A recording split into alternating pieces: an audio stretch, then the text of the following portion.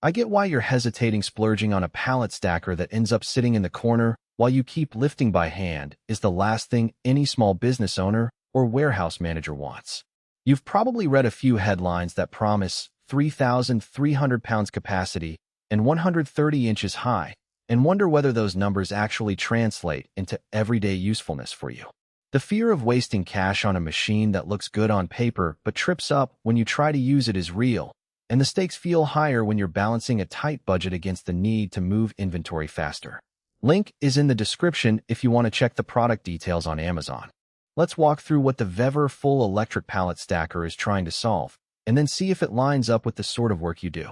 At its core, this is an electric lift that's marketed as a flexible, high-capacity helper for anyone who needs to raise pallets from the floor to a shelving height without a diesel or gasoline forklift. The adjustable fork width claim means you can slide the forks from about 8.5 inches up to a little over 31 inches, which sounds handy if you juggle a mix of standard pallets and smaller, tighter loads.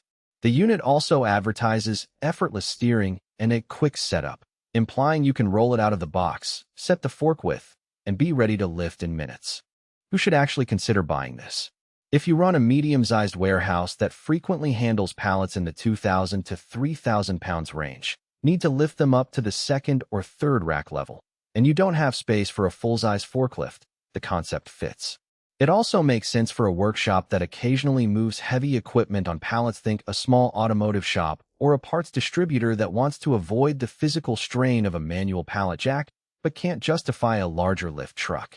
In those scenarios, the adjustable forks let you adapt to different load footprints, and the electric motor removes the need to constantly pump a hand-operated jack. Who should skip it?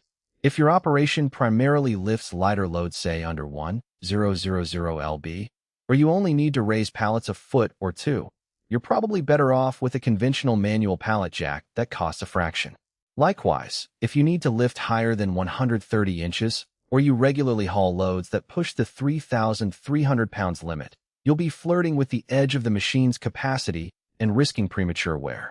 Finally, businesses that require long, continuous operation without downtime for recharging should look elsewhere. The VEVOR's battery, while sufficient for short bursts, isn't designed for marathon shifts. Now let's talk about what you actually get when you flip the key. The first thing most users notice is how smooth the steering feels. The wheels are low profile and the electric drive provides a quiet, almost car-like glide across concrete. That makes it easy to maneuver in narrow aisles, and you can steer with one hand while the other holds the control panel, which is a real time saver when you're threading between racks. This simple and secure operation claim holds up in the sense that the control layout is intuitive: up arrow to raise, down arrow to lower, with a safety lock that prevents accidental movement when the forks are lowered. Adjustability is where the promise meets a bit of a trade-off.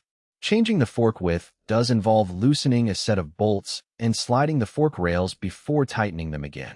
For a one-off adjustment, that's fine.